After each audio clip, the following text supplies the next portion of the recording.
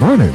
Welcome to Community Voice. I'm your host, Keith Parris. I want to thank everybody for joining us this morning. Good morning, Michelle. Good morning, sir. Good morning, Clark Kent. Who you with? Good morning, Jermaine. Right out, Debo. I saw you. We got the whole crew here this morning. Good morning. Good morning. Happy Black History Month. We was talking about the real righteous deep brothers was going like, why we got to have Dr. King's birthday in the wintertime? You know, black people. Too cold. It's too cold. It's like, because you know, people call in on Black History Month, and thank you on your program for giving us the history of that. They did it because it was the shortest month of the year. I was like, oh man, conspiracy with a Q, boy. Let me tell you, boy. Even after you tell them, they still stand on that. I know. They still stand on it. They still stand on it. Still stand on it. So as you know, last year, and I'll continue this year, books that suggested reading for Black History Month. I started off with two books. I found a book I didn't even know I had. Black History what? Black History Month. Month. Who got the bops? What, you don't speak American? I'm just speaking American over here. I get so tired of black people. It just people month. Like MONT. First MUNT. First of all, you go after one of my disabilities. I'm sorry. Because you know I was in speech pathology for 3 years. Really? Primarily to be able to say TH. Yeah. So now you going after the disabled. And as you call us, differently able. I need paperwork. Yeah, you know, it's like when my mother called me, she said, I should have put you in special school. And I was getting excited. Then she said you could take that any way you like. Then I went from a compliment to a diagnosis. Just real quick. Cliffy was rough on you, baby. Man, she was rough on me. So our two books today is Before the Mayflower by Lerone Bennett Jr. Let me thank again Dr. Evelyn Higginbottom. She put this book in my hand when I was 12 years old. And to read this book, it's a great book. And then, of course, one of the more controversial history books we have, the 1619 Project. Why is it controversial? It was controversial because in the same contention that he makes in Before the Mayflower, she makes in the 1619 Project, that it was about slavery. And there were a lot of folks. So Before the Mayflower reframes American history by centering African people long before 1620. And we read that introduction, he's like go back almost 300,000 years. Trace the story of Black life from ancient African civilizations through the transatlantic slave trade into early America, exposing slavery as a foundational, not accidental part of the nation. The book challenges the myth that Black history begins with enslavement and insists that African Americans were active contributors, resistors, shapers of history from the very beginning. Bennett writes with moral urgency, confronting racism, white supremacy, and historical erasure. Wow, he wrote that book in 62 or something like that, and we talking about erasure, while restoring dignity, agency, and truth to the Black experience. Again, Before the Mayflower, it just has, it's 61. You have 1960. You got to have this book in your library. And then, of course, the 1619 Project by Nicole Hannah-Jones. The 1619 Project examines American history by placing the arrival of enslaved Africans in 1619 at the center of the nation's founding story. This book was created by Nicole Hannah-Jones in the New York Times. I remember us getting that when we sent it out. They sent it out to us as like magazine form. And we still can't find it. But we do have the New York Times the day after Barack Obama was elected president in 2008. We do have that, and that's been framed. So I framed that. New York Times announcing America's first Black president. It argues that slavery and anti-Black racism are not side chapters, but core forces shaping America's democracy, economy, politics, and culture. Through essays, history, and personal narrative, the project challenges traditional national myths, call the country to reckon most honestly with how its past continues to shape present day inequality. So two books, part of our reading we'll be doing the entire month, the 1619 Project and Before the Mayflower. But I found this book, The Negro American, and this book is old. And I don't know if I bought it or if Rhonda bought it. So with that said, also, you ready for me? Give me I need Know Your History, Jermaine. I'm ready. Oh my God. Know your history. That's right. Know your history. Here's a Black History moment So hood. because you So- should know your history. So hood. Glorinda Slimfeather is noted as the first person to refer to her hairline as her edges. That's correct. That's right. Glorilla. Glorinda Slimfeather. That must be Glorinda's grandmama, great grandmama. How old is this lady? How old is this person? I don't know, but she coined the term edges. No, you Know can't just be your that. What's this lady history. name? Glorinda. Glorinda Slimfeather. Oh my God. Yeah, so that's Glorilla's great And her great name grandma. is Gloria Hallelujah. Yeah. Yeah. Yeah, Glorilla. What is it? Glorinda. Yeah, Hallelujah. Slim Feather. Slimfeather. All right. So know your history. So Shell, somebody want to know if you want barbecue or corned beef on tomorrow. So since this is Black History Month, so we just taking orders and over since the this is over my there. program, You see, taking we're orders over taking there. food orders for her program on my program. You got to call her, Keith. It's that. You got to call her. You gonna take this caller? Did you find it? Yeah. Glorinda Slim Feather is a. Tell them. Corned beef. Oh, you still gonna do it? Glorinda Slim Feather is a frequently cited figure in humorous, little-known Black history facts on social media, recognized as the first person to refer to her hairline as edges. Okay. So is it a real person? You know what? You know what? Glorinda Slim Feather. I'm like, come on now. That sounds like Johnny Goatmouth Jones. Who is it? Johnny Goatmouth Jones. I mean- got a story about Johnny Goatmouth. Is this a real person? Johnny Goatmouth Hey, Jones. just leave the history fact out there, man. But You know, people gonna be calling in on this like they calling in on the Willie Lynch letters. Come on, y'all. that was like I was watching Blackish yesterday, and Anthony Anderson's mama said, "What's her name? Who played his mama?" Isn't that Dawn? That's not, what's I her forgot her name. Jennifer but I know Lewis. Jennifer Lewis. She said that her hair was a Zulu Cherokee blend. Cherokee Yeah, blend. she told his wife, "Yeah, baby, you can't do nothing with this right here because this is a Zulu Cherokee blend." Zulu Cherokee. Because you know, all Black people got a little bit of Indian in them. We all got a little bit of Indian in Her us. say that, man, that show was so good. It was such a quality show. You know, I started binge watching it yesterday. Did you? Yeah. Yeah, I've rewatched it from I the think beginning. it's either on Prime or, but I started binge watching. Man, some of that stuff is just incredible. The writing was And then superb. when is it Deion Cole? Yeah. he a Okay, fool. him and Diane. Yeah. Oh, their beef. Oh, he believes she the devil, man. She the devil. It was something about that interaction that reminded me of you and Atlas for some reason, because you know you be beefing with my grandson. I don't Like, beef with Yeah, Atlas. yes, you do. No, Yes, I you do. don't. No, I don't. Stop having me out there beefing with You, Atlas. you beef for Atlas. Atlas can't never get a compliment from Keith. Keith be like, Well, now that's true. I was like, how you can't ever give a compliment to a baby? No, because You're like, I'm trying because whatever. we don't want to grow Not up. impressed. We don't want them growing up soft. We want them strong. You know, this whole validation generation that we live in. Everybody get a trophy. Everybody. But you know what? I had thought about including Atlas and Kennedy in Black History Month this one. So I'm Oh, still that's working. cool. So I'm still working on Know your history. I like that.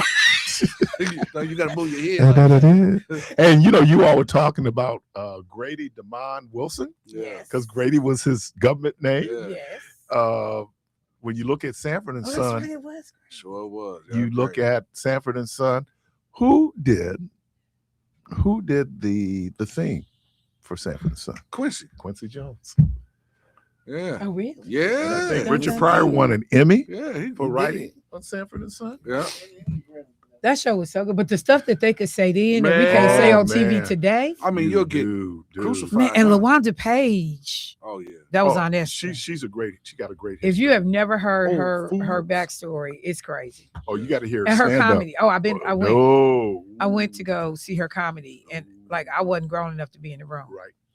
Yeah, she was all kind Yeah, of they risque. was chitlin'. And then my favorite guys on there was Skillet and Leroy, which and they were actually an act. Skillet and Leroy, and then Bubba Baxter. Yeah. Oh, Bubba Yeah, Baxter. Bubba. These guys. Because I love Rollo. Oh, Rollo was Rollo. He was a criminal. He was a smooth criminal. Rollo was my baby. Yeah. That was my Everybody had a people. Rollo in their family. I Oh, love man. Yeah, Rollo and Esther Roll was my favorites on there. When Rollo, I mean, not Esther Roll, LaWanda Page. when Rollo said, somebody said, "Hey, you gonna get married?" He said, "What? And give up sex?" Oh, you remember that line? Oh, Rollo, man, Rollo was was a fool. Rollo was a fool. I think, and a lot of times in an episodic comedy series, it's the what we call like the side actors, right? Oh, yeah. But those folks end up Making the show. Yeah, making the show. Oh, Yeah. what was Esther's husband's name? Woody. The drunk. Oh my God, I Woodrow the forgot drunk. Yeah, about Woody. Woody. That was a drunk dude. Yeah, he was drunk. Because he wasn't around all the time. Right. So, oh my God, I forgot about him. I remember the one scene Fred said, Woody, I know why you drunk and turned around and looked at Esther. That was his sister, wasn't it? Sister-in-law. Okay. Yeah, he was married to. He was married to Elizabeth. Yeah. Oh, but Elizabeth died. Yeah. Elizabeth Yeah, died. so That's why he was Esther- always going home. Yeah. Had that fake heart But dude, attack. I'm telling you, the one thing I got from Sanford and Son that I do to this day, if I didn't care. Oh yeah. Where's my pinky ring? Where's my pinky ring? And if I buy a nice new piece of jewelry, man, I do this when I'm trying it on. To this day. I Oh, still do and that. how they refer to gay people. Oh yeah. You know, kind of. Yeah. Yeah, It was a gentler time. It was a gentler time when they would, They be like, ah. I don't know about this dude. Hey, he never said the word. He just turned their head. Right. and you gotta do like, oh, okay. And it was funny because they was politically correct almost on that, just doing this. But you can hear the N-word on Oh, there. yeah. On when the they went- Jeffersons, you can hear the N-word. when they went to court, and he said, Fred Sanford, there's there's enough no niggas niggas in here to make a Tarzan movie. Yeah. Oh, I was crying. I mean, there are days if you watch them shows, you sit back like, Like they really let that go. and then I didn't remember that. I Yeah. didn't remember. Blaxploitation. Now that seemed to be the one word that you could get away with, right? Like, and you watch blaxploitation movies. Yeah. Everybody using the N-word. But- White dudes using the N-word, black people using the N-word. It was just like, Now I know I on the Jeffersons, he would use that. Oh, Sherman Hensley. Oh, he He'll was- tear it up. he tear it up. He'll tear it up. He used quick. But you could see the evolution too, though. Yeah. Because from where they started the show to Yeah. how they ended it, by the Yeah. time they ended it, they weren't Yeah, they using weren't that no using more. it at all. And But- let's shout out Norman Lear. Oh yeah. And for Norman the Lear shows. is just in terms of progressive in times. Hollywood, and He and- should have got all of the credit. Yeah, Norman Lear just having the courage to do it, even when he did. Because when you were talking about All in the Family, Yeah. that was a controversial show. People Yeah. don't realize, man, that it was I like keep telling you. you put bigotry on full display. I And- think that was the first time I laughed at bigotry on full display. Yeah. Because when he was, I've said it on the show before, when the black folks was moving in, Mhm. he said they're gonna be throwing all them chicken bones out the window. Oh, that was Man, I almost fell out my chair. That was fun. Because you weren't expecting that. No. Oh my God. And I remember my mother looking at me like, you laughing at that? Miss Black Power said out of Black. See, but you know what? Now that I'm older, man, I was watching the 18, the older version of the 18. And there's so many stereotypes in there. Oh yeah. Because B.A. man, you got BA. You know what and that's for, right? What? Badass. Yeah. Okay, wow. I never knew that. Yeah. So you have him, and his persona is the scary black tough guy Mhm. with all of the gold. Mhm. So when he walk in the room, everybody gets scared. Right. Him. But then when they creating stuff, he's the one that's carrying everything. He's the one that's doing all of the work. Here's the muscle. He was the muscles that why the white dude smoked Mhm. and rode in fancy cars. You got Murdoch that was crazy. But I was watching it and I'm like, and then the Pretty Boy was Face, right? Was Face. Yeah. So man, I was sitting there watching it. So I'm like, this is crazy because even with the women that was part of the show, the black woman always wanted BA and the white women always wanted Face and Hannibal Smith and Murdoch. Yeah, we want to do but that. it was never the. You know what? You don't even today see a lot of that. Interracial couples. A lot of interracial couples, and there are people who complain about in commercials when they see interracial couples. They're complaining because people don't want to see it. And I wish it was just white people, but there's a whole lot of black people. But the thing, and I'm gonna just say this before I walk out this door, the thing that I noticed, particularly with the commercials, that was disturbing to me when it came to interracial couples, is that you could see more interracial couples than you could see black families. Mm-hmm. Like you go always see white families, Yep. always. But if one of those partners was black, it was like, well, damn, black people ain't married. Like that's the literally that was the position I had taken on all of these commercials, Folgers, insurance. I don't care what you watch. It was always an interracial couple. You never saw a black nuclear family. And if you did, it was the mother and her children. It was not the mom, the dad, and the kids. Like you never saw the father. You never saw. Yeah, they took it. They took interracial marriages all the way to the other end of the planet. And I'm like, well, where the black families at? So yeah, I definitely have had those moments. And I just want to say, I was telling Jermaine the number of people that got hot seeing Don Lemon leave jail with his husband. He married to a white guy? Yeah, married to a white guy. All these gay black men out here, and you couldn't find one gay black man to marry? Well, look. What's up with you, Don? I gotta be honest. What's that boy, the first gay guy who went to the NFL? He had that white. He was what was he? A gymnast? Yeah. Gymnast, yeah. And when dude, first so that's my mama. She did, so I can say, my mama first thing, you couldn't find no black man. I would say that was also my reaction too. You couldn't find a gay black man. My mama was hot. You couldn't find a black man. And then when the dude like reached up to hug him and he kicked his little leg up like, I was like, oh, come on, fam. This boy ain't gonna play. You done messed. I mean, they was gonna let him play, but you done did the extra, and they not gonna let this man play. Interesting though that the what is it? Survival. The HBO right now has a series where these two hockey players are in love with each other. Oh, really? And yeah, they chronicle their love affair. Oh, and I thought the sport that you would do that, it would be hockey. Yeah, but hey, although protest loudly, all that, fighting and carrying on is really something else. But you see at the Grammys last night, the queer dude who wins an award, his speech was actually phenomenal. He brought his parents up on stage. Mm-hmm. He Duran. Okay.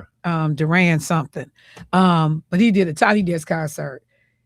When I tell you, when I was looking at him on the Tiny Desk concert, all his light skin. Yeah. Yeah, him. Yeah, so he won an award last night. So really? Yeah. Then Pharrell wasn't he in the Pink? I didn't watch all of it. Yeah, he was in the Pink. I don't know what he came, and then he changed. Looked like Johnny Gill was in the matching outfit. I have to go back and look at that. No way. Are you serious? It looked like, yeah, but he had on this because at the beginning of the monologue, when he did the monologue, he went over and he had on. I thought that was Johnny Gill next to him. Well, maybe they just ended up having on the same suit. not matching outfits. See, it's only how you talk Twinning. about Oh, it. so you saying when they was twinning? Good look. It's only how you talk about They it. twinning. They had on the same suits or matching outfits imply something else. You got a phone call or commercials up to you, brother. You can't just put him out. I just love Trevor Noah where he said he ain't even gonna mess with Kendrick Lamar because he sees what happens to But did you see he Cher? said, light-skinned dude from foreign countries. I don't even mess with him. 'Cause I know. Did you see Cher though? I saw. When Cher gave Kendrick Lamar his award, and she said, "Luther Vandross." Oh, because of the song Luther. Oh yeah. And then she was so embarrassed when he came up on the stage. She was, "Oh my god, oh my Like you don't know Luther's dead? Yeah, he was like, "Hey, Luther Vandross forever, baby." He helped her out, but yeah, she. Let said me, Luther but you Vandross. know, I find out about a lot of these folks. Man, is it Leon Thomas? Oh yeah. Yeah, Oh yeah. Leon Thomas a Ooh, monster. Yeah. Man, Yeah. Monster. yeah. yeah, I had Wow. never seen him before. Yeah, Man, he's monster. good. Well, that was the one thing too. Like I realized how old I'm getting because like half the people I had to Hell Google. yeah. I'm like, who are these? Who's people? others? The Clips? Clips. Clips, Yeah, the yeah. clips. Have you I heard mean, them? Oh yeah, man. They've been I around. only know them because Neptunes. Oh, Neptune. Yeah, Okay. yeah. Neptunes actually put them out. But yes, a whole bunch of people I had no idea who Yeah. these people were. Clips and And Oh. Jelly Roll lost 300 pounds. yeah, he looked good. I didn't see him. Yeah. Oh man, Yeah. you wouldn't recognize Was him he except for performed that. with Lauryn Hill or who? Yeah. He Nah, performed with somebody. No, it wasn't Lauren Hill. I mean, Lauryn. it was yeah, because I know he performed with somebody else. Yeah, he lost. Man, 300 pounds. Yeah. he won a Grammy. Man, wait.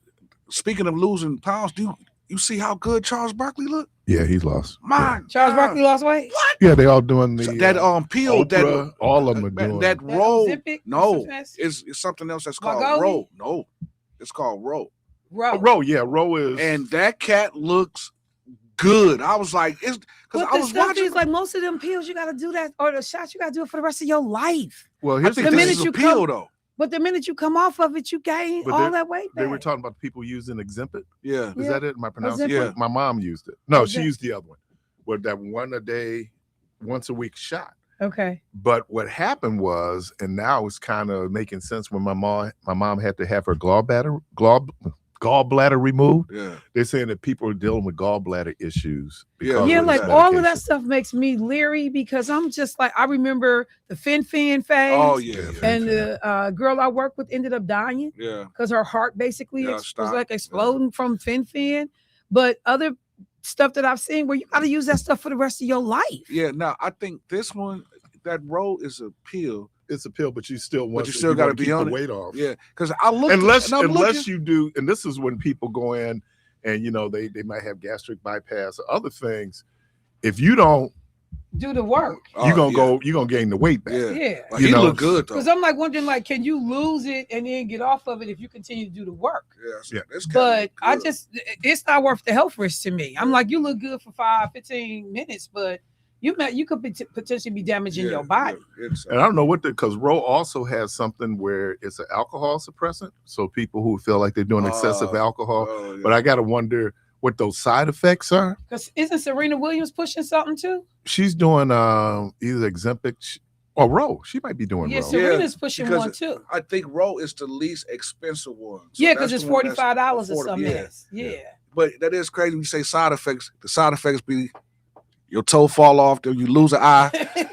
You're gonna stop talking for 36 days. It's No, usually remember- messing up your organs. But you remember the debate we were having about whether or not we should get the vaccine Yeah. for COVID. People, Right. hey, you gonna grow a tail, and but some of this stuff, and I think if it's driven by vanity, then you have some real issues because the health thing. And I don't know if y'all watch these commercials where they have to do the disclaimers, and you begin to see all the side effects. There are things like urinary tract infections. There's a whole lot that can happen when you take that medication. So It's just scary. I'll be happy for people when you see them come down, but I'm like, it's just a risk. I can't take that with y'all. Because you look good in your clothes right now, but God forbid you come off of it, you blow right back up. And can you imagine doing something like that for the rest of your life? yeah, but man, it's hard counting calories. God, it's hard counting I calories. mean, but people have lost weight before. Yeah, but I'm just saying when you start having to count those calories, and man, I ate that yesterday. I made some made oxtails. Oh, you made some. Yeah. They ain't call nobody. You know why? Mm. Because they platinum. There you go. It's platinum. Man, I saw what they were going for a pound. I was like, oh, but I've been getting these reels where folks were doing all Yo, they've these, been making some. oxtail recipes. So I Mhm. said, well, I'm gonna try it. So actually, I did pretty Did good. your recipe come out good? Oh man, tender. Oh god, I think I might become a chef. That's how my brother sound. He been making a whole bunch of Facebook meals recently. Mm. Now you can't tell him he's not a chef. Well, let me tell you. Here's the great epiphany in my life. What's that? Follow the recipe. Yeah. Yeah. Follow the recipe. Now people go like, yeah. No, Yeah. follow the recipe. Most recipes, yeah. I Yeah, concur. you need to follow the Follow the recipe. recipe. And when I follow the recipe, You do well. we're getting ready to preach now. When you trust the process, I'm trying to help somebody. Hey, y'all don't hear me. Oh my. Y'all don't hear me. I have there's the late great elder Dennis Joseph Ward, and that man could preach. But then when it was time we were really preaching, he said, "Do I have any warriors?" Oh man! And then it was on the crack at that because it's like we getting ready to go home. Let me do this. Let me thank everybody. It's Monday. Let's callers. I see you. You want to do the call or do the break? Do the call. Been waiting. All right. Caller, welcome to the program. Thank you, dear. Well, Let me hide these books because Michelle is still on. Good morning. I have been waiting to talk to you guys all morning. Well, welcome. Thank you. Hopefully it's worth the wait. I've only been on like a half hour. But Okay, well, that's short. Hi, Michelle.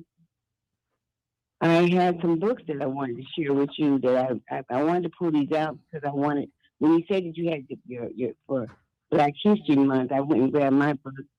Okay.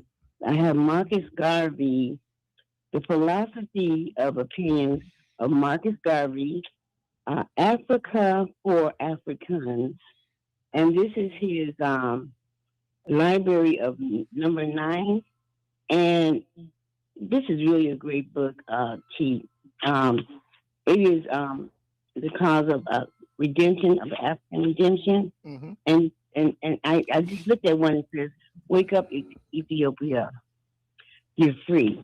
And when I read that, I'm like, freedom. And it's a beautiful book. That's one of them. That was one of my books. And the other one is Booker T. Washington, Up from Slavery. That's one of my books that I had that I love. That I'm Black History Month, of course. Of course, The Souls of Black Folks, W.E. Du Bois. Yep. Right? Yep. All right. And then I have another one. This is Great Black Leaders, Ancient and Modern Times. Of course, you have Dr. Martin Luther King. You also have our African leader. What is he? Come on, help me out. Nelson Mandela. You got him, and we also have Malcolm X, and some more. We have the African statues in this book. All the artifacts in Africa in this book, and it was done in 85, February 10th, 1985. Okay. And I also have, of course, Carter G. Woodson, the classic. Miseducation of the Negro. Miseducation of the Negro. So those are my go-to books that I ordered, but I had them for a while. And I also have some of the books for kids to look at so they can just, if they want to do a project or something in school that they can look at, or in church, they need to have something that they can do as a project. So these are something that we can do at school or at church that the kids need to have. And remember, we don't have to let them take nothing from us. They're not taking nothing from our kids. We're going to nourish our children ourselves. And that's what I wanted to say to you, to Michelle. And Michelle, I love you. Keith, I love you. Jermaine, I love you. And the new young man, too. God bless you guys today. You're, all right. You're listening to Community Voice. The phone line's open 414-444-5250, 414-444-5250. We're going to take a quick break, and we'll be right back.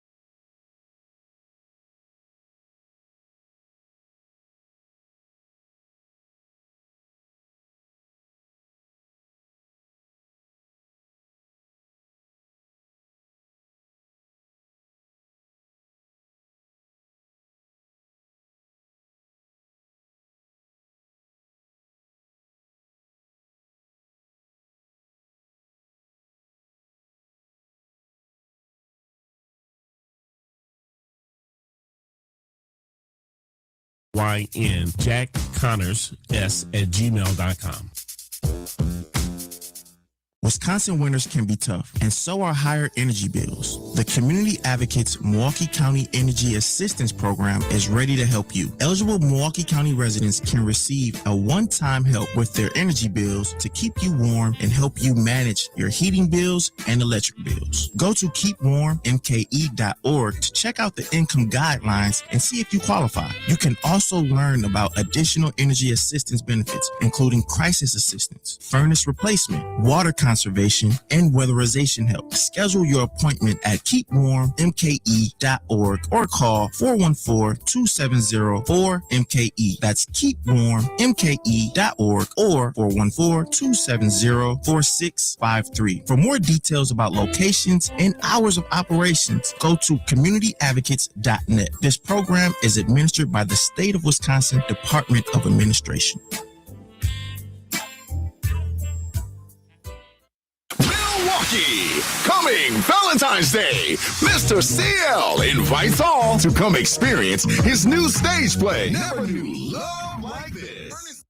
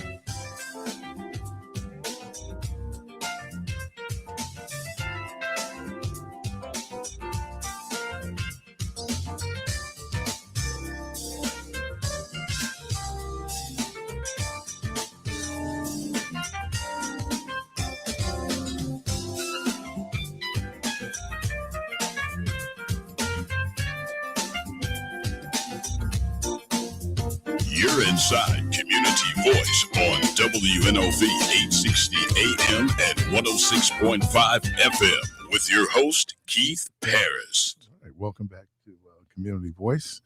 And yeah, some of these camera angles, that's why they're shooting me from the backside. The better looking side, right? Don't Fade Don't- to black. Forward. don't do it. Don't do it. Don't do it. Don't do it. There you go, Keith. That's one. Oh, that's better. Back up the camera a little bit, but that's okay. Yeah, that's all right. Again, welcome to Community Voice. We've only been doing the program for 3 hours now. Well, just in case those people just joining us late. But anyway, it is Black History Month, and everybody is every day is Black History for us. And I think that, and I like when the sister called in and said that we, it's our responsibility to make sure that young people know our history. And it's important that we know our history, because I would say that in many instances that there are people who are not as up as we should be on history. And I was listening, she mentioned, so I'm also going to do, part of my list will also be children's books, Black history books, children's books. Someone had given Kennedy a gift card at Barnes & Noble. And let me say this about Kennedy. Now, Kennedy is she's one of, when you talk about a schematic mind, she just her whole thing. You got to watch her put together a puzzle. It's just like she can roll on a puzzle. So we went out, and the first thing she did was she went and got a math workbook. Then she went and got these other books I knew nothing about. I guess it's popular with kids. And she got a couple of those books. So she's running around now because she's in her element. Like when I'm in a bookstore, she's just, oh man, books. And she ran past this book on Dr. Martin Luther King. I said, Kennedy, and I picked it up and said, what about this one? She took it reluctantly and went right back to doing what she's doing. So I'm going to check to see if she got the book. And then there's another book that Senator Raphael Warnock wrote. And let me do this book because this is a great book. I think it's Leo's Toolbox. I got this. Oh, Leo's Lunchbox. There we go. Lunchbox.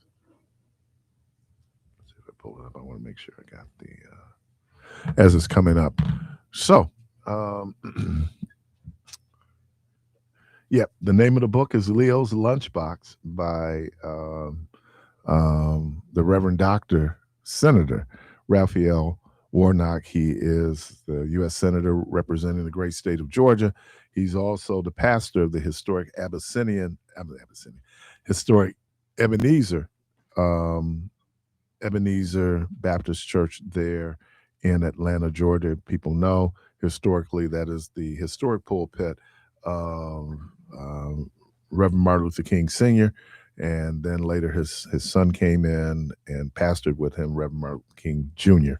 But Leo's Lunchbox is a great book about sharing, and Rhonda's taking a picture with Kennedy holding the book, and hopefully if I ever get a chance, and I know if I ever in the area have that book, he can autograph it for her.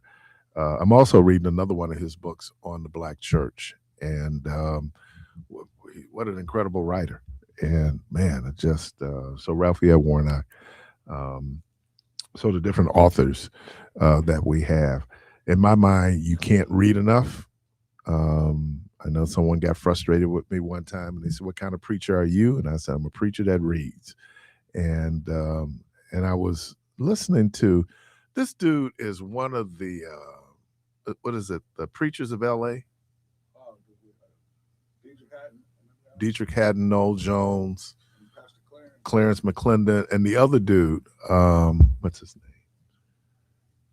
Good looking dude, the Bush, still got that fro. He pastors the Church of God in Christ I think he's in San Diego. And again, prayers go out to Bishop Emeritus Blake. He lost his son, a long battle with cancer. Yeah. Life is short. Let's see. Now I don't even know why they would do this whole thing. Ron Gibson.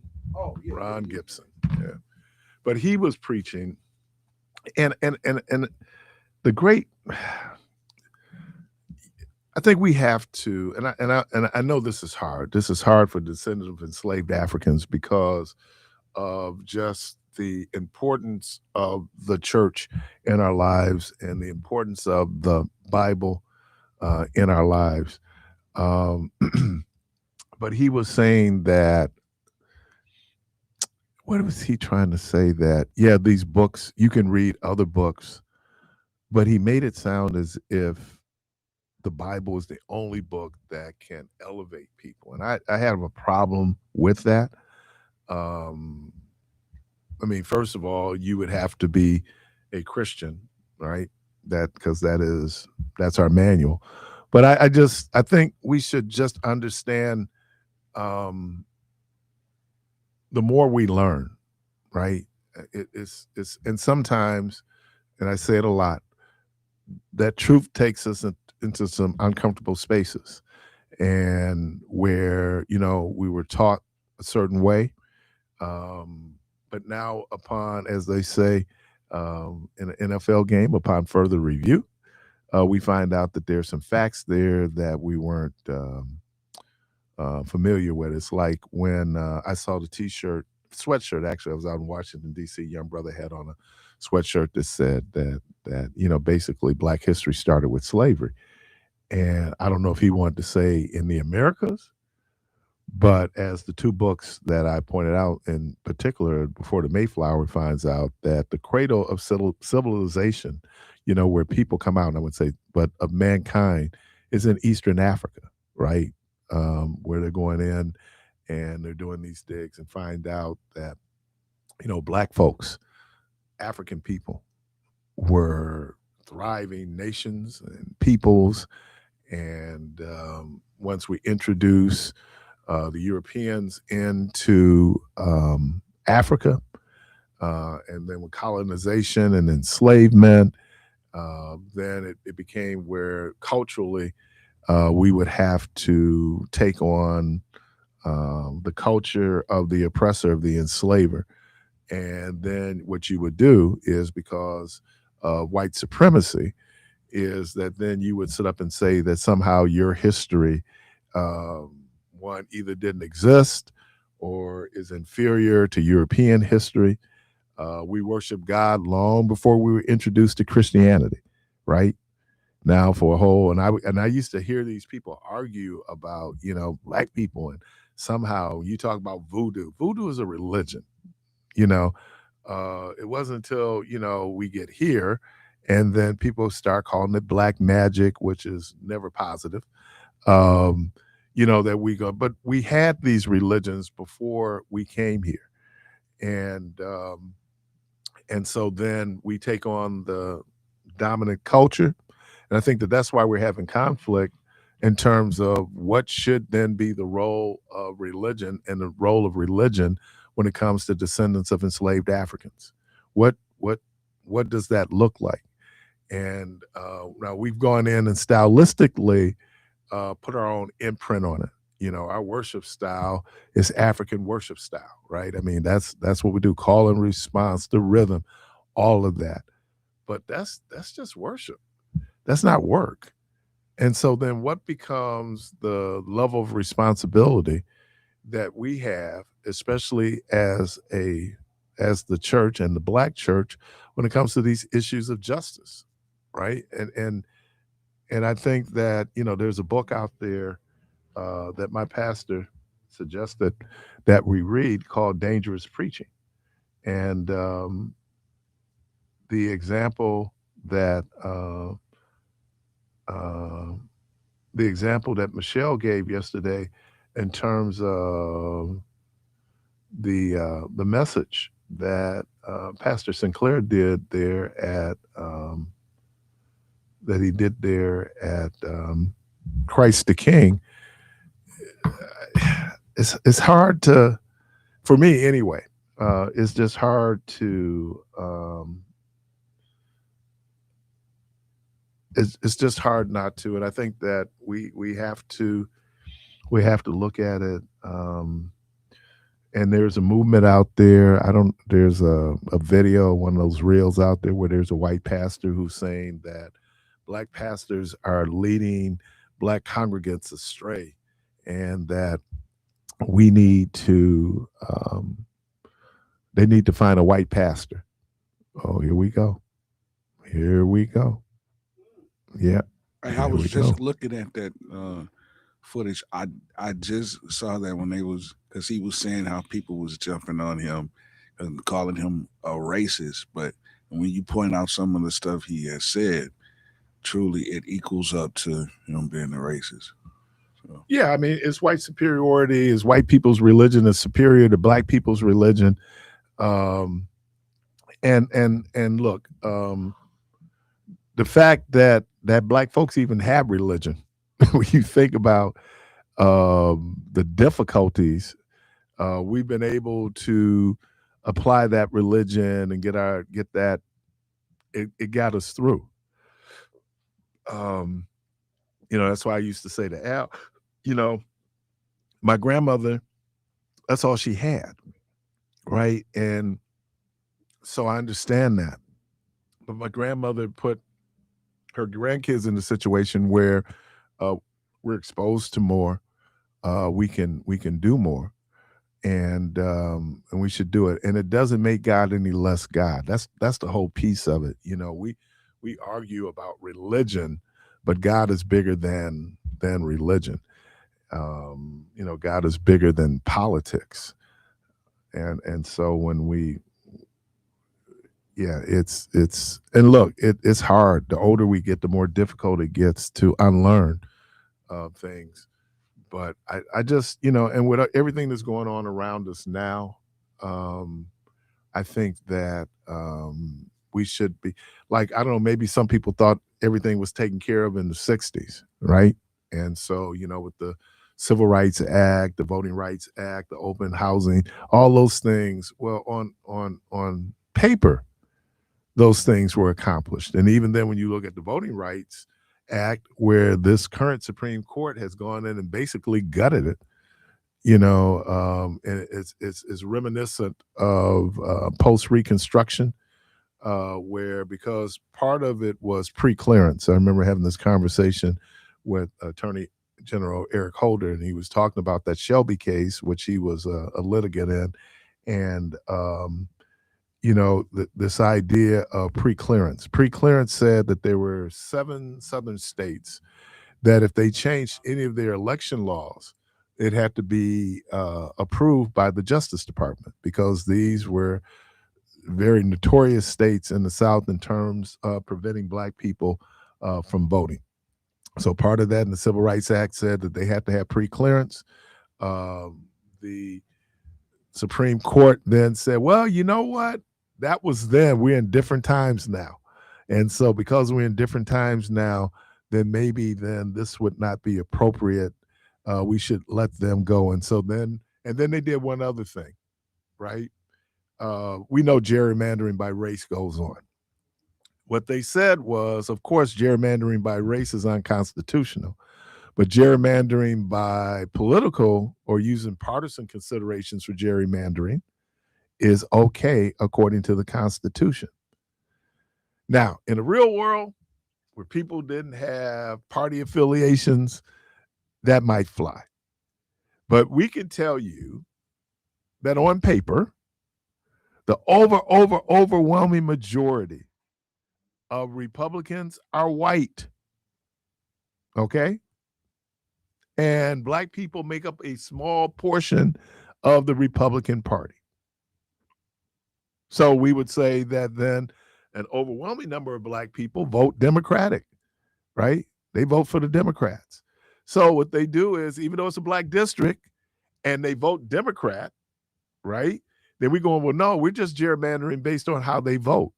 Yeah, but we can sit up and statistically show that it seems like there is a significant number of white people. I was watching yesterday, CNN did 1968 and talked about how crazy a year that was. And they showed the Republican National Convention. I think it was held in Miami Beach. And Jim Breslin, who was a writer, I don't know if he was with the Trib or who was, New York Post. He was writing, and he made the comment about how you don't see any people of color going into this convention. This was 1968. Ain't much changed, because I had the opportunity to go down when we had the Republican National Committee here. And I'm telling you, if you weren't part of the press and if you weren't working at Fiserv, you didn't see a lot of Black people there as part of the Republican Party, because we just ain't. And and someone pointed this little thing out, boy, you gotta pay attention. They pointed out that Bad Bunny is a U.S. citizen. Nicki Minaj is not. Bad Bunny is a U.S. citizen. Nicki Minaj is not.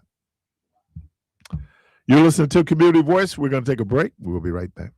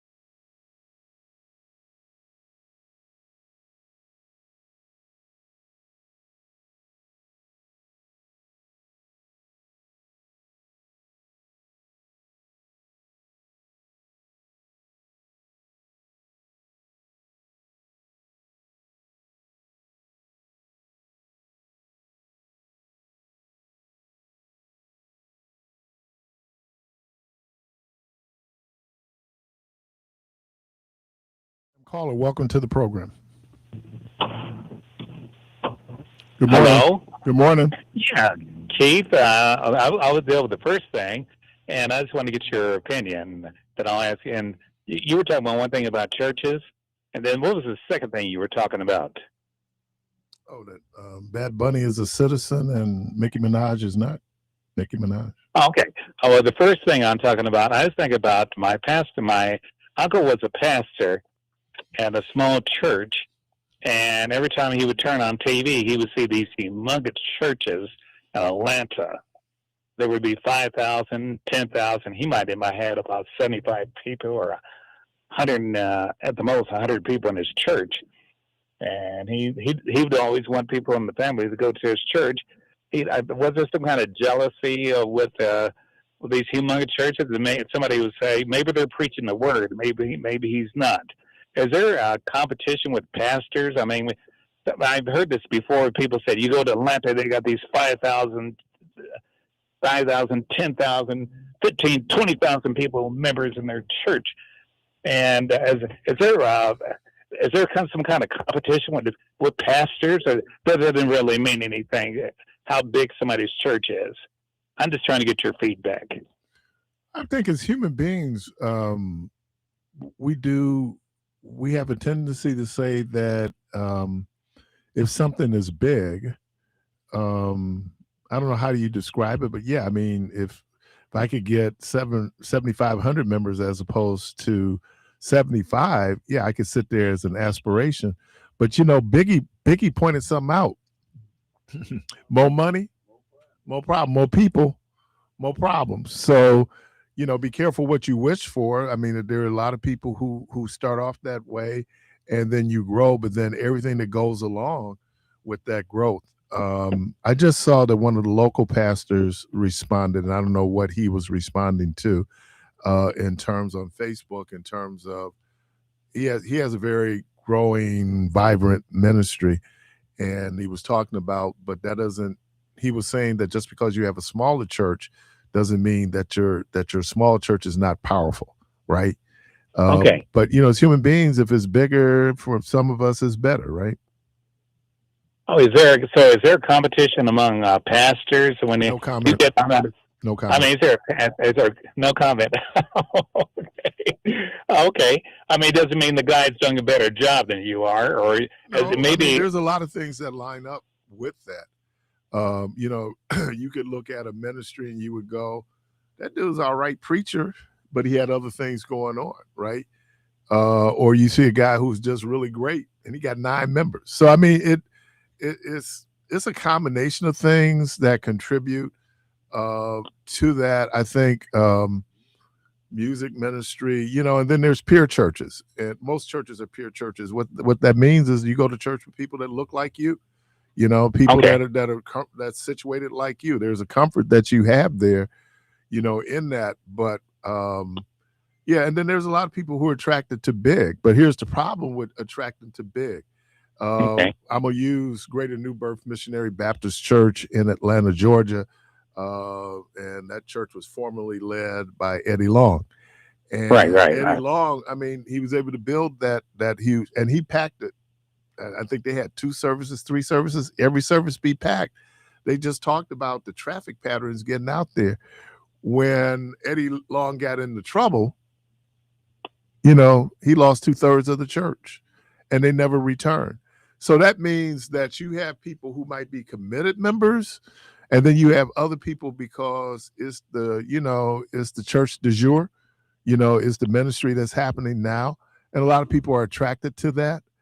They want to say that, hey, I'm part of, Greater New Birth. And they identify with being part of that church. I took great pride in being part of Metropolitan Baptist Church. Take great pride in being part of Zion Hill Baptist Church. That's what you identify. But there's a lot of factors that go into it. I think I have one more question to ask you too. Okay. And another thing too, where I live in, like I said, in Colorado, some person came out there and he said he never could live here because he said the black people weren't living in these extravagant homes like they are in Atlanta. These $1 million homes, or you go to LA and they're living $2 million homes, and they they cover half a block or something like that. And his mind, there wasn't that in his mind the black people weren't successful, and most likely he would not be successful. Was he? Did he have a point, or is it? Did he have a point, or there's people? He wasn't looking at the. Was that the same thing? People looking at big things, big homes, big neighborhoods, big cars, a 4-car garage, 5-car garage, and equating people's success. Where that person may be struggling, who has 3-4-car garage, where somebody has a 2-car garage.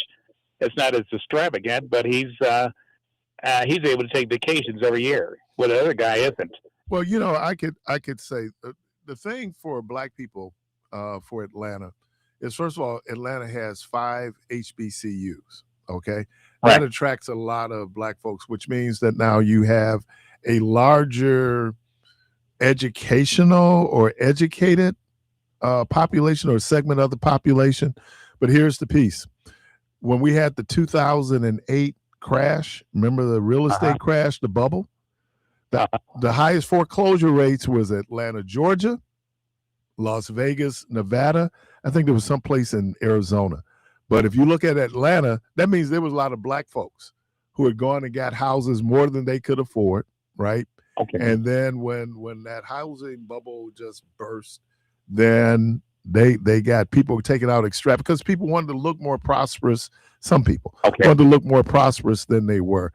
You can't always judge a book by its cover, and though on the surface it looks like everything, oh man, I would love to be over there. I used to hear this saying, they said the grass may be greener on the other side, but when you turn it over, it's still dirt, right? So, people, that's always been. Atlanta is unique just because of what it does. And I mean, just having those 5 HBCUs there attracts a lot of educated black folks. That's one of the issues that we might have here in Milwaukee that, it used to be like in the 60s, 70s, and even the 80s, where, hey, I go to Marquette, right? Now people are, the kids are choosing based on some other things. And then, of course, Marquette had a very robust recruiting outreach for minority students.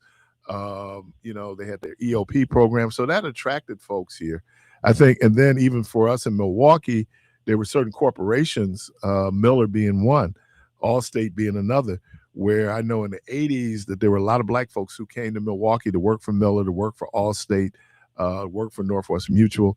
Like they came to the city for that. So I think that's why you look at Atlanta. Atlanta is kind of, DC's kind of the same way, right? I mean, DC people go there. Yeah. DC's the same way. Seat of government, where if you go out to PG County, Prince George's County, a lot of prosperous black folks. Homes. Yeah, I thought some huge homes.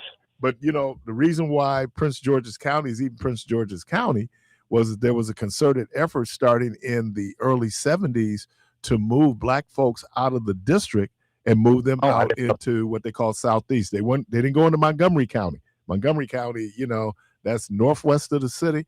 No, they went Southeast. So they were able, but a lot of folks who worked in government, people who came here with education, came there with education, that's where they would settle. Because I still think Prince George's County is the richest black county in the country in terms of black folks. So, but there's government, all those ancillary things that's attached to government that people come in and they can make a very good living. There was a young lady that sorry about that, Clark, Pam, but her dad, they lived in Southeast DC.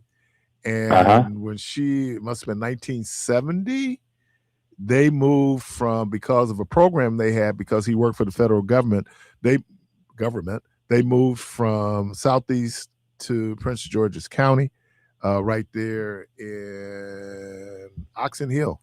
And Oxon Hill was like one of the first. And then now you have Fort Washington, which is a very prosperous, predominantly black community there in Prince George's County.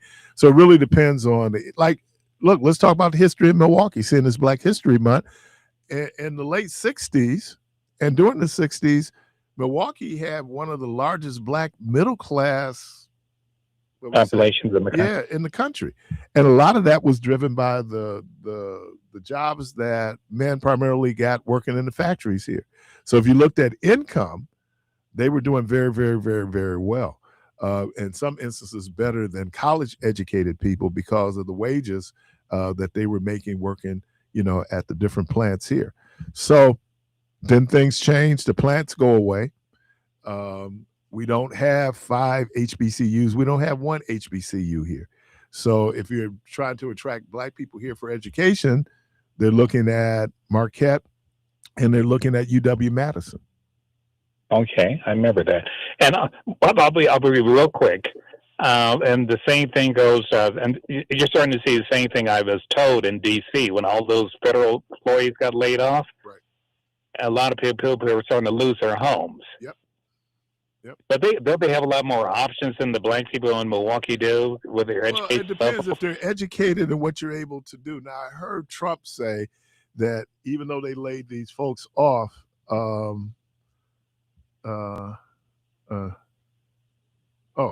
okay. That I lost my thought. I was looking at a text. Sorry about that. Ask your question again, man. Okay.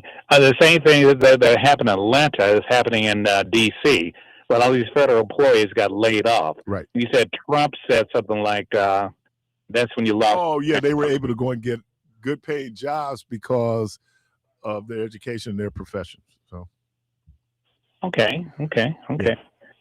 Well, I'm glad you were able to stick with me. I hope I did. I hope I tried to answer it. I was trying to avoid some minefields. So, all right, man. Okay, I appreciate it. Yep. Take care. All right. Okay. Yeah. So anyway, Black History Month. Yeah, Black History Month. Know your history. Learn your history. Learn it and know it. Thank you, Clark. Say it again, bro. Learn your history. Hey, man, I'm gonna need all copyrights. I'm gonna need all copyrights, man. If it blow up, I've just put my name down as a writer. I'm gonna do what they used to do at the with folks, little Anthony, right? Yeah. Go in and just put your name down. You wrote the song because it's the producers and the writers who get paid, Yes, sir. not the performers. Producers and writers that get paid. You want your points? Well, you can get, I can give production credit, probably like 0.4. I give you 0.4 production credit. And all you get credit for is All of it. Johnny Goat Mouth.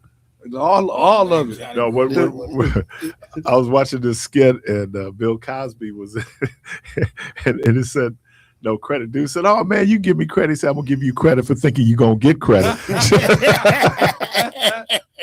That's cold-blooded. Oh man, you know what? And I know I get in trouble for this, y'all. But there's some things that's just unique to Black folks.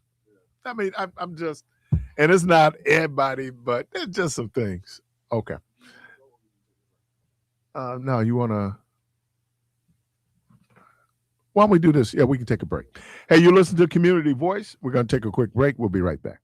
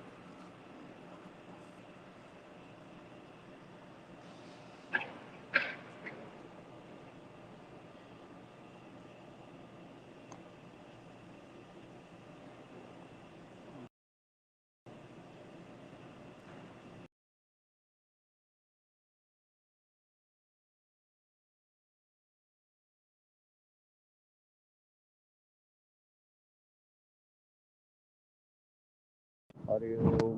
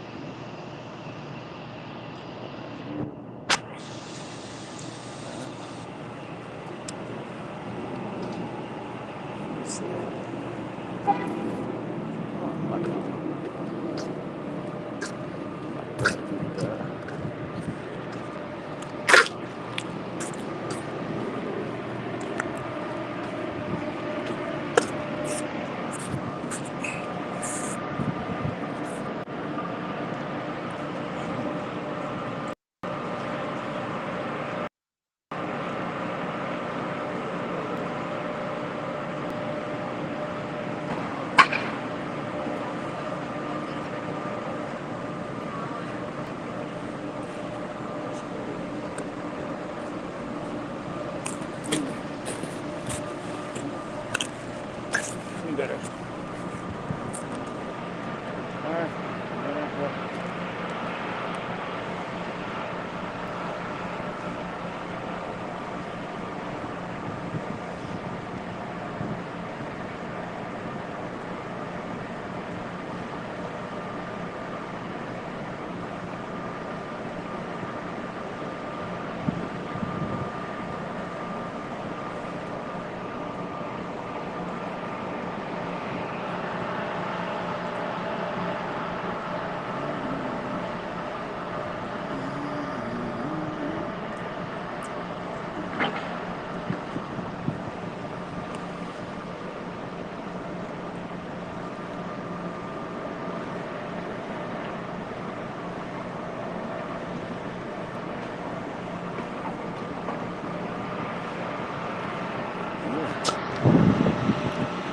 Right down here.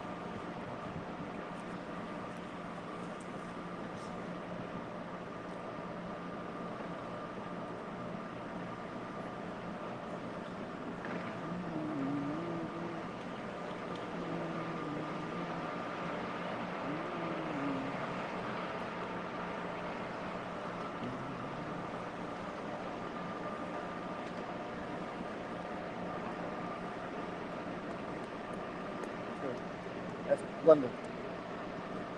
That's room. That's room that's in my wallet.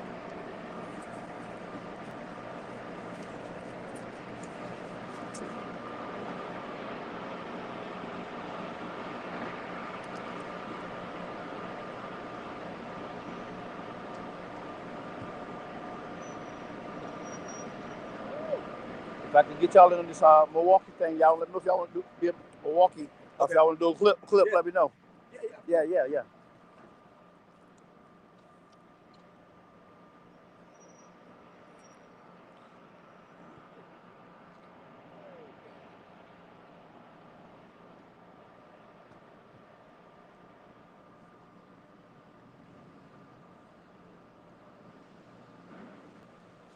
Welcome back, and we have with us this morning. We do have him with us. There he is. Mr. Don P. Roberts. Good morning. How you doing? I'm good, man. We're gonna get you up.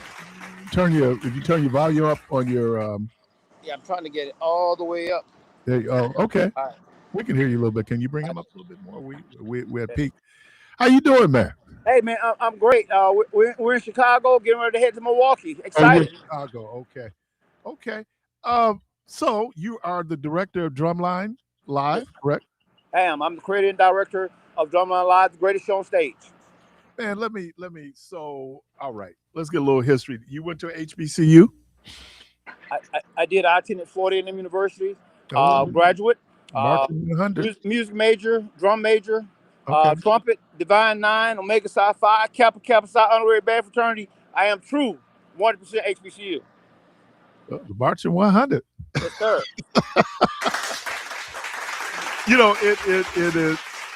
You worked with the theatrical release movie Drumline, correct? Yeah, I did. Quick story. I was a high school band director at Southwest DeKalb High School in Atlanta, Georgia. Dallas Austin, Grammy Award winning producer, musician. Loved my high school band and wanted me to be his consultant for the movie. And from there, I worked with the movie, and since that time, it just developed the concept of Drumline Live, which the foundation came from the movie. So was Dr. Lee based on somebody? No, well, the great thing about the movie Drumline, everybody thinks about them.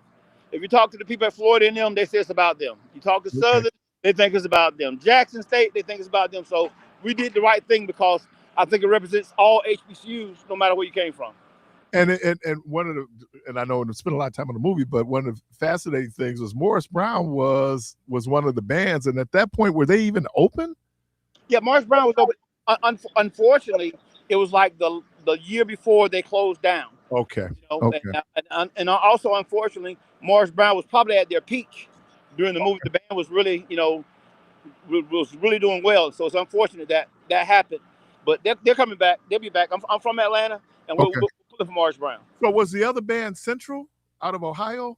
So no, you had Clark Atlanta. Clark Atlanta. That was a real band. You had Morris Brown, and then featured also was Bethune-Cookman was in the movie. Okay. Also, we had Grambling State University that was also in the movie as well. So what was the genesis then in putting this in? I saw what it was in terms of a theatrical movie. So what made you decide then to do this stage production of Drumline? Man, you hear about shows that have a parallel with a movie and a theatrical production. Chicago, the movie, Chicago, the theatrical production, or you see something that had a movie. But I just thought that this would be something fascinating on stage, And when I was telling people about it, they couldn't really get it. You're trying to put a marching band on stage. How's that going to work? And here we are since 2008, more than almost 1,000 shows across the United States, 3 times in Japan, Korea. We're still standing, and it's an incredible show.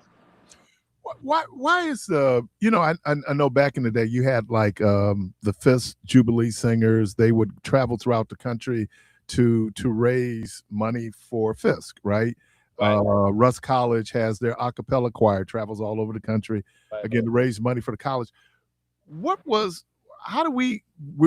it just football? And so with football comes bands, and that's how HBCUs then developed their marching bands?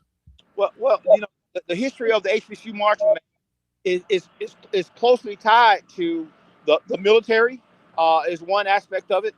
And then, the Big Ten bands really made marching band popular. And a lot of our HBCU band directors, believe it or not, have an affiliation with the PWIs. Dr. Foster from FAMU had an affiliation with University of Kansas. If you listen to the University of Kansas fight song, FAMU plays the same fight song right now.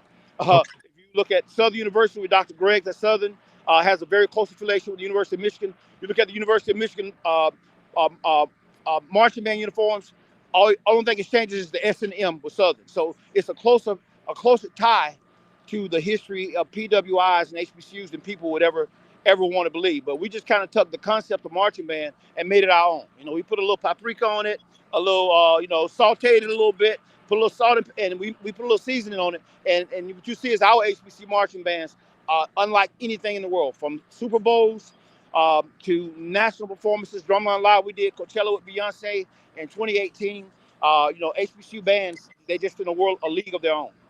When you how do you when you look at a marching band, again, like you take Florida A&M and you look at that marching band, that's 100+ people. How do you then compress it? Because part of it is watching, certainly when you get that bird's eye view of the formations, how do you reclimate that in a smaller space like a stage? That's the question that we get all the time. Florida A&M is about 300 band members, and so the nickname is the Marching 100. However, in terms of how we replicate what we do, we have the best of the best. We have the top 1% of band members from HBCUs of about 30 people. And when I tell you we use every part of the auditorium, from the aisle to the lobby, it's one big surprise. And I tell people, when you come see our show, you just got to be prepared for the unexpected. It's hard to explain, but I will guarantee you this. You'll be on your feet within for the first 5 minutes of the show. I guarantee you, if you're not satisfied with our show, we'll give you your money back. And I never had anybody ever take me up on that offer, ever. It's the best show, I think, that's out there in terms of what we do. I think it's significant that performance here in Milwaukee on February the 5th is during Black History Month. And certainly the HBCU marching bands is an important part of our history. Right. Yeah. All right, man. So again, Drumline Live, that'll be in Milwaukee, Eline Hall, February the 5th. Starting at 7:30, you can go to the Go Tickets, or you can go to the Marcus Theater performing. It's not Performing Arts anymore, is it? Is it Marking Performing Arts to get it? Drumline Live, man. Wow. I'm sorry, go on. I wish I could have some of my musicians just give you a little taste right now. I got some musicians if you just wanted to hear them sing. Oh, yeah, let's hear that. A little bit. I'm going to be real impromptu, but they're that amazing. We just finished an audition. They're so ready. I have Queen Aisha and I have Hollywood Wesley, and they're going to give you at breakfast. Can we get a little bit of Night and Day real quick? Where you want to go? You know the nighttime, darling. Night and day is the right time. Night and day to be night and day with the one you love now. Night and day. I said, oh baby, now night I see you rocking. Day, yeah. Oh baby, now. Oh, night and day. To be with the one I love now. Night and day. You know I'm thinking of. Night Come on. Day. I know the nighttime. Night oh, it's the right time to be with the one I love. Now, this one for you right here. She gonna sing it for you. Sing it for him, Queen. Night and day, baby. Night and day, baby. Night and day, night and day. You know I love you. Night and day. No one. Night and day. Sing it, so baby. Hold me tight. Night and day. That makes everything night go right. Because it's nighttime. Night and day. Oh, it's the right time. You know, listen. Oh yeah. Hey, was that all right? Where's my pinky ring? Where's my pinky ring? Hey, man, you had us doing background vocals up in the studio. That was totally impromptu, but that was representative of Alabama A&M University, yes. Representative of Florida A&M University. We have more than 20 HBCUs. We don't just play instruments. We sing, we dance, we act. We are the greatest show on stage. So Milwaukee, I hope you guys come out, and I guarantee you, if you're not satisfied with our show, I'll give you your money back personally. But it's not going to happen because you're going to be partying from the time we get on the stage until the time we leave. Appreciate you, Mr. Don P. Roberts. He is the creative director of Drumline Live. That will be here on Thursday, February 5th at the Marcus Performing Arts Center. Man, thank you. All right, now thank you guys for having us. We'll see you soon, Milwaukee. All right. Appreciate you. Thank you.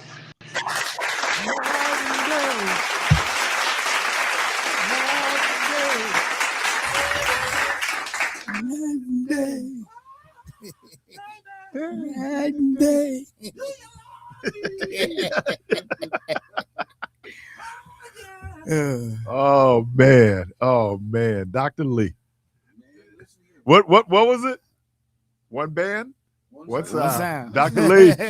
Whoever was singing that part, well, she was. Oh, she go. Listen here, man. She did something to my soul. She did something to my yonder, which is located way down in my shondo, as the church folks say.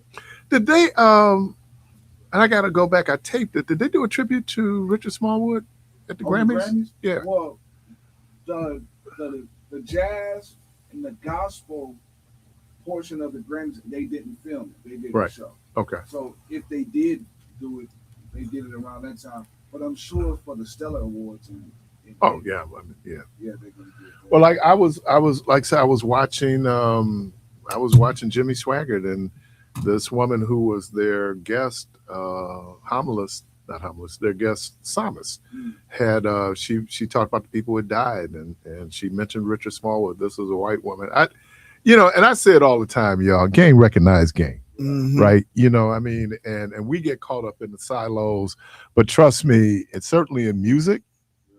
Those silos may or may not exist in terms of, again, how, and in America, styles influence other styles, right? And when you get people, so that's the thing about the American music, and I think that's why we have so much influence throughout the world, because just all of these influencers that we have here in terms of what impacts the sound. It's like we were talking about hip hop guys who, look, musicians just listen to music, right? I mean, they and I'm not saying they looking so they can steal, but I'm gonna take that beat. That's just how they don't do Robin Thicke kind of stealing, but they'll take fields, they take bits and pieces from it and put their own sweetener on, which then they claim that it's theirs, but in reality, but that's how music works, because everybody takes ideas from everybody and put their own spin on it. and let me and I don't know if I said it on air, but it's dropping on Thursday. Either Thursday, yeah. Ron Carter, the great jazz upright bass player, and Ricky Diller, can't nobody direct the choir like Ricky Diller, has collaborated on an album called Sweet Sweet Spirit. You can go to YouTube right now. 2 songs that they released via video is Pass Me Not, and the way that they're going to do Pass Me Not, Oh Gentle Savior, is just incredible.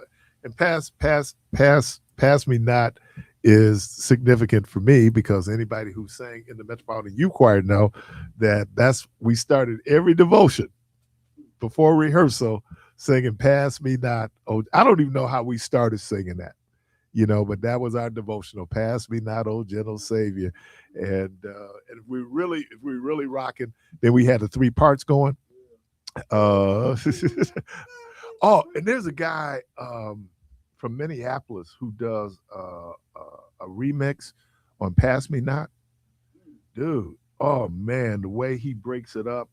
And I tell people it's kind of dangerous when you're up here trying to do people's song a little bit different. Well, that one is a public domain song, so you can do whatever you want to do. But what's this brother's name?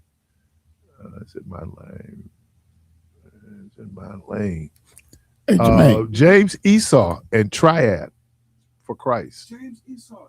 Yeah. From Minneapolis. Okay, that is okay. Yep. And then, of course, if you really want to hear the jam, then you got to go Hammer. Do not pass me by.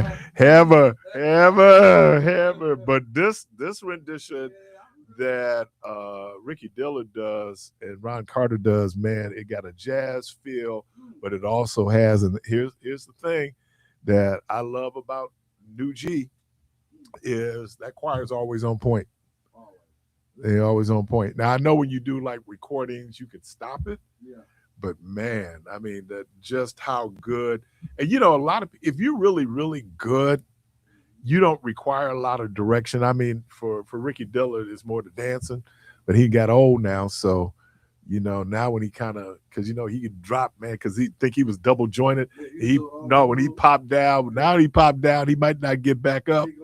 Yeah, he gonna need some help getting back up. But the fact that what he's able to bring out of choirs, I saw a little work that Richard Smallwood did, working with an interesting choir.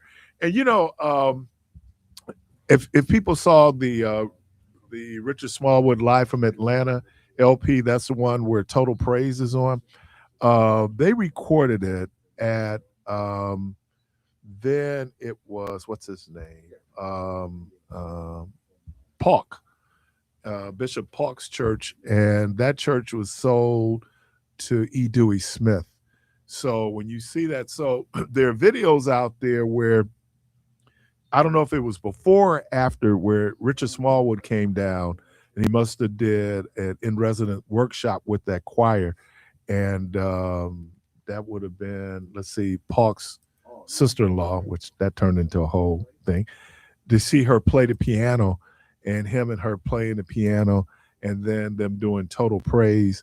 So I don't know, again, if that was after he had already recorded Total Praise on that album Live from Atlanta, or it was done prior to.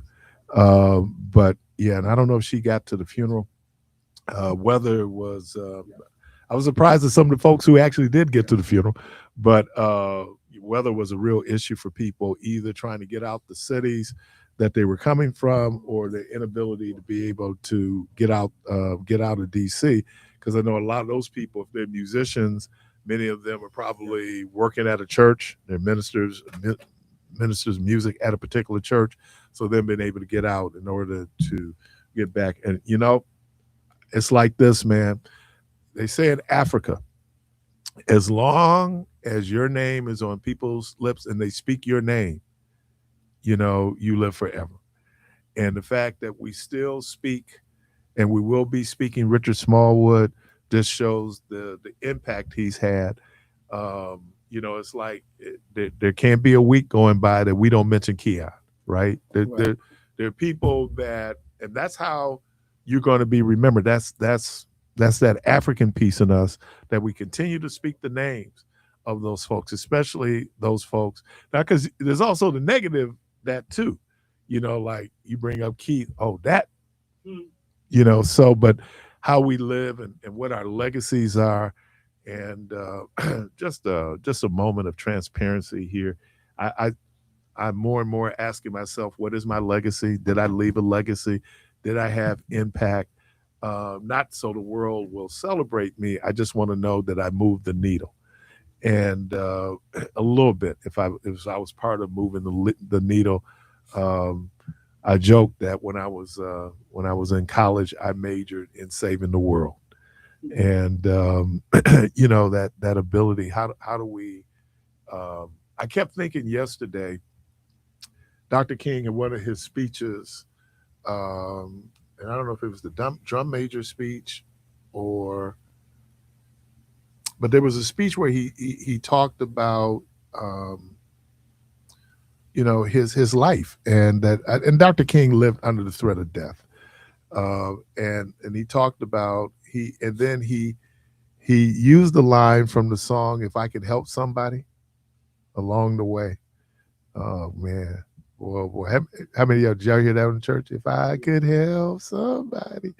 Yeah, I mean, and I think that maybe that's, in spite of everything, and the question that the brother was asking me about churches is, obviously you have to help yourself, but once you've been helped, do you have a responsibility to help others? And I don't know what that help looks like in terms of what it does, or some type of positive action.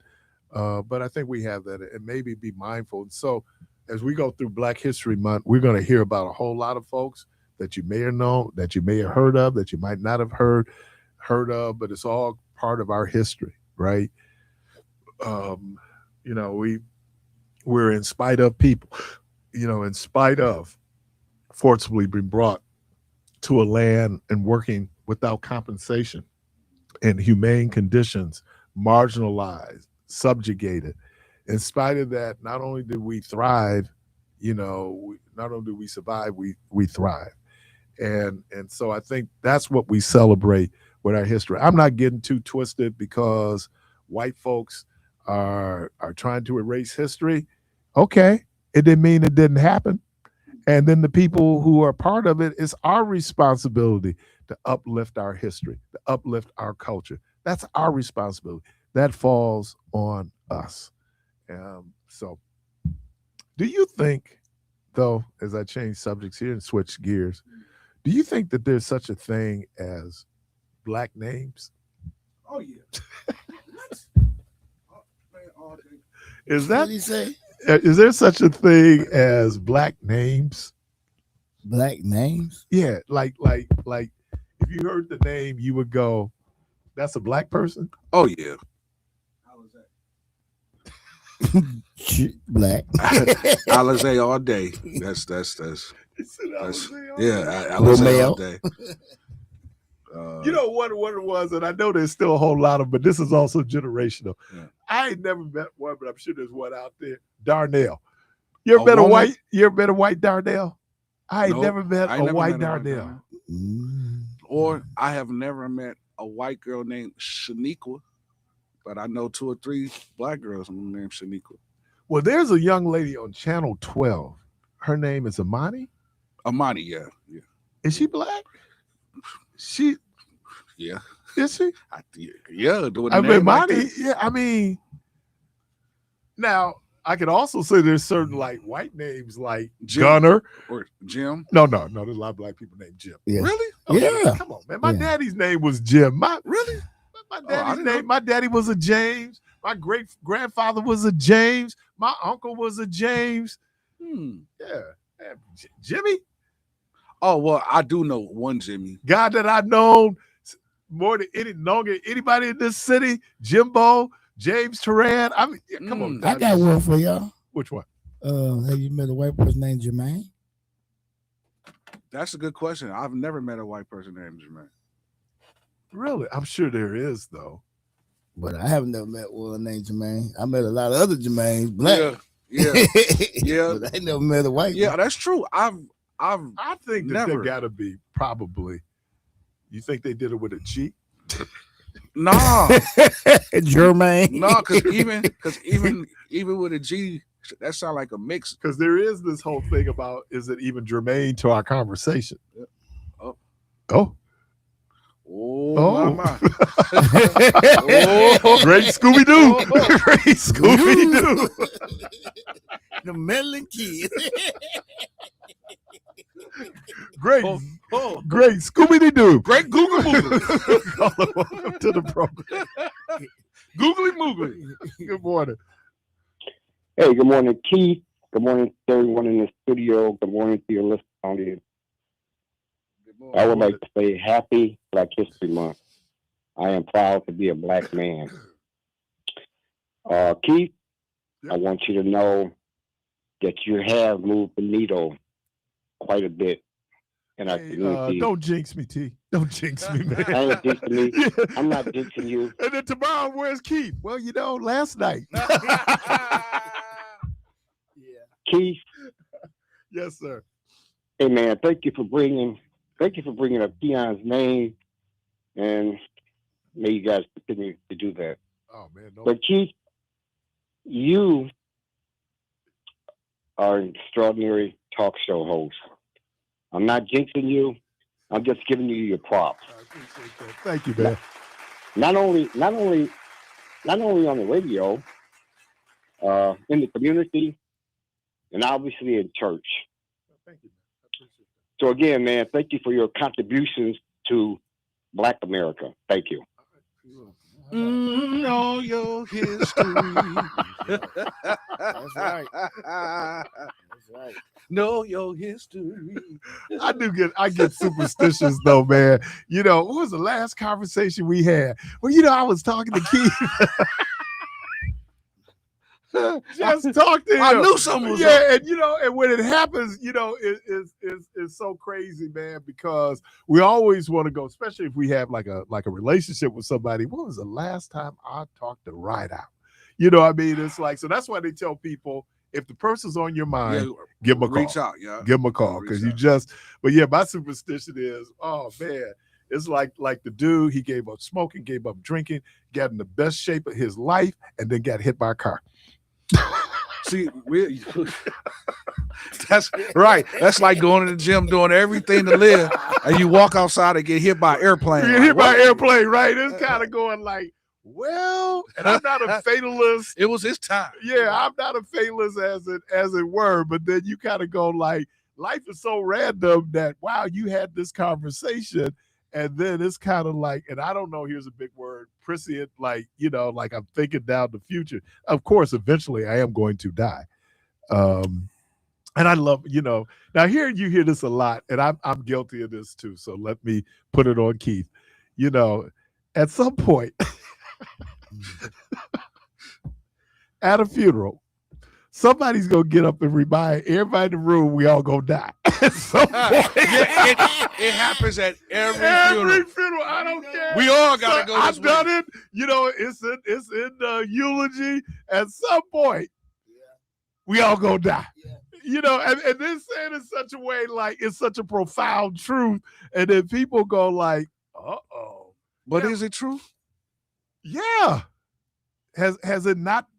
Okay, I know you got your exceptions.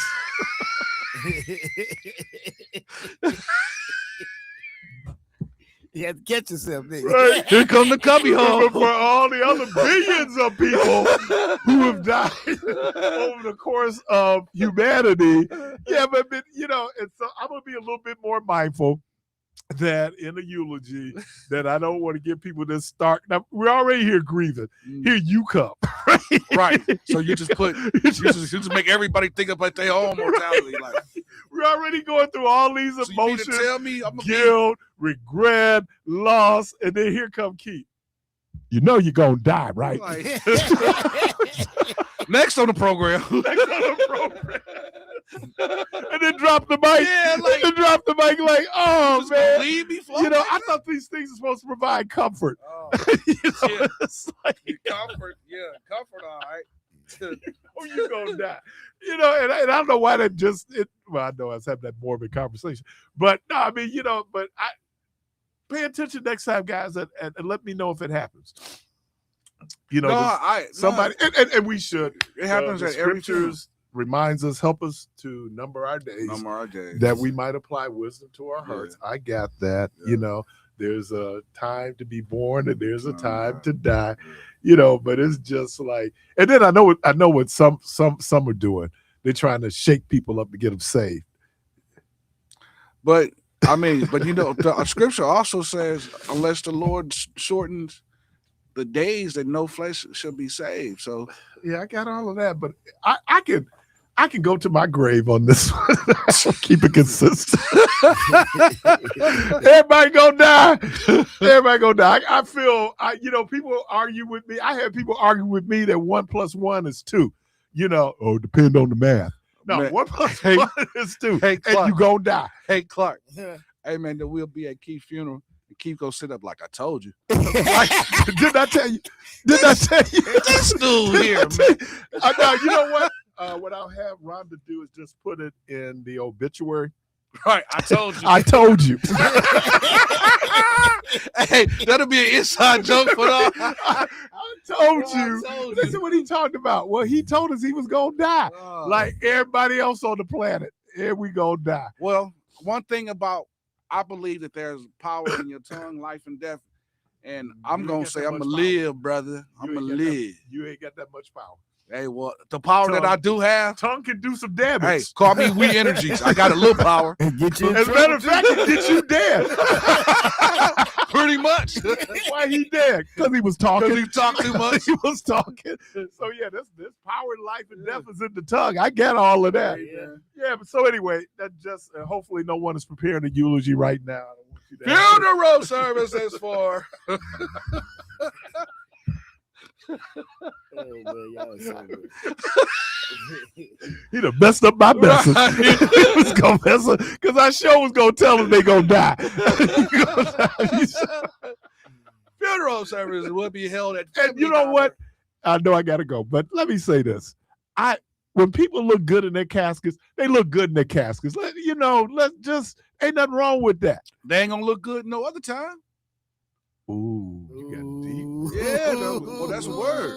Ooh. You ain't gonna look good no other time. Ooh.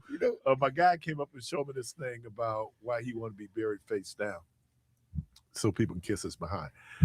Yeah, all right. But I told somebody you being buried face down so you can see where you're going. Yeah, Doc, you gonna see Satan first. And look, I can't put you in the hell, but I could drive you to the gate. Hey, Doc, listen here, man. Hey, you just go on and walk on in, brother.